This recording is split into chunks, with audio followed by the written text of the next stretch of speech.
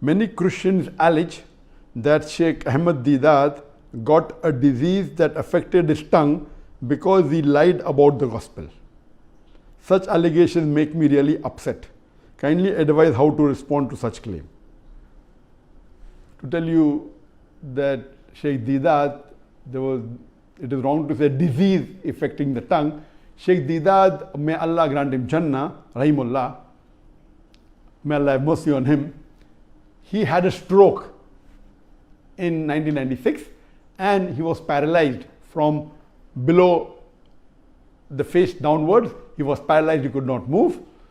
To say that Allah gave this as a punishment because he spoke against the gospel or he lied against the gospel is not true. And as I mentioned in my earlier answer, that calamity or any disease, it may either be a punishment or it may be a test.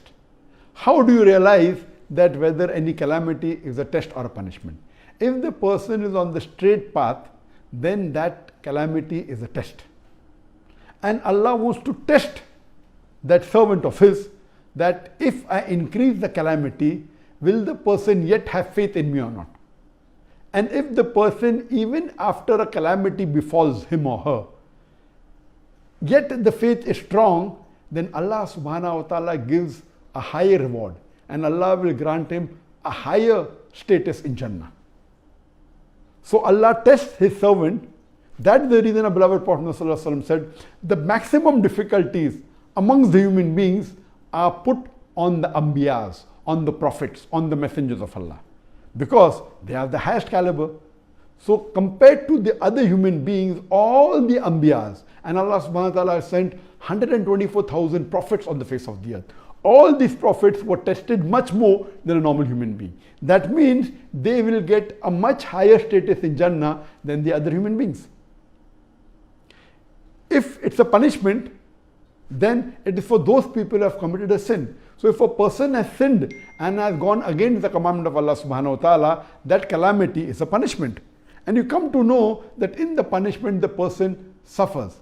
Whereas in a person, if it's a test, the person who's on the straight path, his iman increases.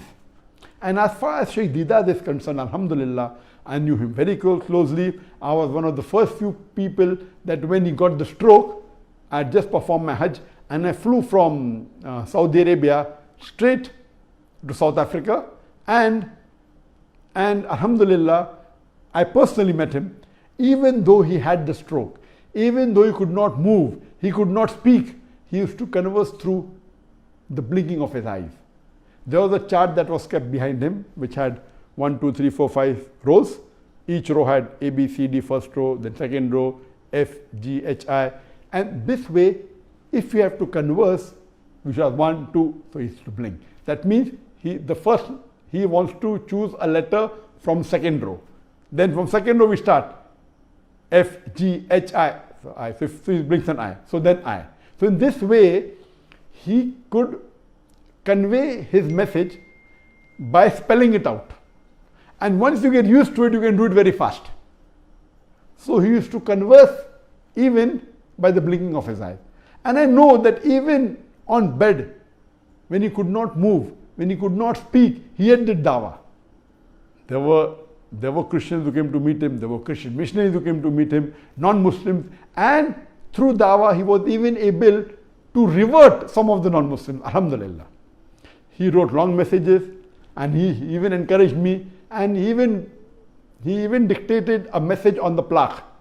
The best award that I've got from anyone, or the best plaque, is the plaque given by Sheikh Ahmed Deedat to me in the year 2000, in which he dictated the message that, son, what you have done in 4 years had taken me 40 years to accomplish, alhamdulillah. So this he dictated with his eyes, even though he could not speak. And that plaque really, mashallah, gave a lot of encouragement to me. And if there is a person who is responsible, who is a catalyst for me to change from a doctor of a body to a doctor of a soul, it is Sheikh Ahmed Deedat. And inshallah, even he will get all the sawab, that whatever little bit I've done in the field of dawah, may he get the sawab without reducing my sawab. So alhamdulillah, Sheikh Ahmed Deedat was for 9.5 years on the bed. He could not move, but yet you could see his passion. You could see his striving for dawah. So according to me, if you see the striving, you see the passion, there was no remorse in him that what he did was wrong. He continued his dawah. This means Allah subhanahu wa ta'ala, according to me, wanted to give a higher status to Sheikh Deedat. He got the stroke in 1996 at age when he was 78 years old, and he was in bed for 9 years. Allah tested him, and I believe Sheikh Deedat, alhamdulillah, passed the test with flying colors, and inshallah Allah will reward him a higher status.